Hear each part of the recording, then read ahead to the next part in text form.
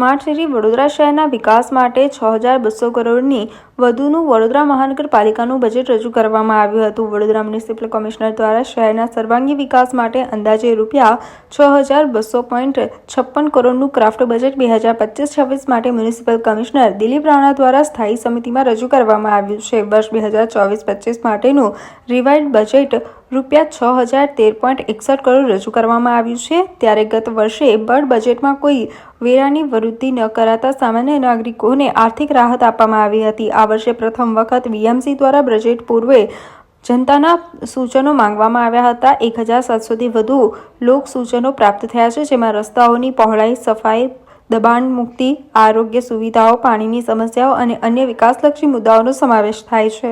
વડોદરા સંસ્કારી નગરી, મહારાજા સયાજીરાવ ગાયકવાડની નગરી, જેમાં આજે માન્ય કમિશનર દ્વારા 24-25નું રિવાઇઝ બજેટ કે જે 5558 કરોડનું હતું એ રિવાઇઝ કરી અને 6013.61 કરોડ કરવામાં આવ્યું છે અને આવનારા વર્ષ 2025-26નું ડ્રાફ્ટ બજેટ 6256 કરોડનું રજૂ કરવામાં આવ્યું છે।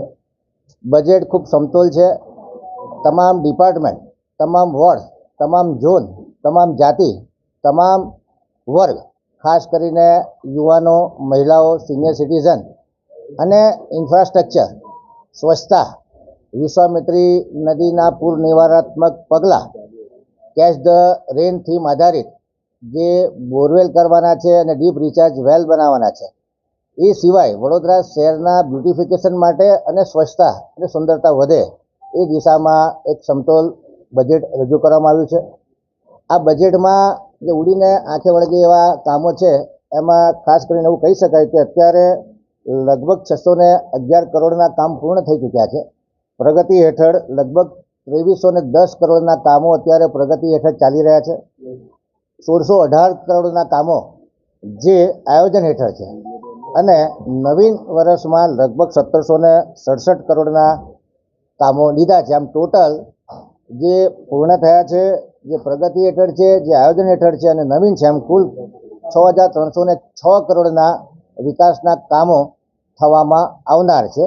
આમાંથી જે નવીન કામો છે એમાંથી માનો આપણે 75% પણ એચિવમેન્ટ કરીએ તો જે કેપિટલ ખર્ચ થવાનો છે એ લગભગ 1500થી 1800 કરોડનો ખર્ચો થવાની શક્યતાઓ છે।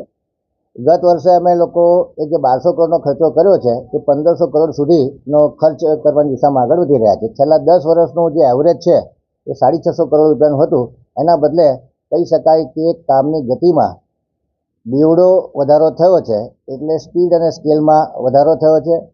નાગરિકોની આશા આકાંક્ષાઓ પ્રમાણે આ વખતે 1980 જેટલા સૂચનો અમે પાર્ટિસિપેટરી બજેટના ભાગરૂપે રજૂ કર્યા હતા, લોકો પાસે મંગાવ્યા હતા અને કહેતા આનંદ થાય કે લગભગ 10 કે 15% સૂચનો એવા છે કે જે અન્ય સરકારી વિભાગને લગતા છે અથવા સ્વીકારવા પાત્ર નથી। બાકી મોટાભાગના સૂચનો 26% જેટલા સૂચનોનું અમલીકરણ થઈ ગયેલું છે। 14% સૂચનો બજેટમાં સમાવેશ કરેલા છે અને 32% સૂચનો સ્થાયીના સભ્યો અને જે બજેટની ચર્ચા દરમિયાન કરવાપાત્ર લાગશે તો એને ઇન્ક્લુડ કરવામાં આવશે। જે વહીવટી લગતા સૂચનો હતા લગભગ 16% છે કે જેમાં સ્ટાફની રેગ્યુલરિટી હોય કે કોઈક 2 વખત સફાઈ કરવી હોય કે ડોર ટુ ડોરની ગાડી સમયસર નથી આવતી, એ પ્રકારના વહીવટી લક્ષી સૂચનો છે। તમામ સૂચનોનો વર્ગીકરણ કરવામાં આવ્યું છે। તમામ સૂચનોનો ડિટેલ અભ્યાસ કરી અને